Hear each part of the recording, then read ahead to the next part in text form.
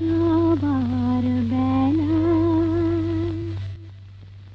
পিছু থেকে ডাক দিয়ে কেন বলো কাঁদালে আমায়? যাবার বেলা পিছু থেকে ডাক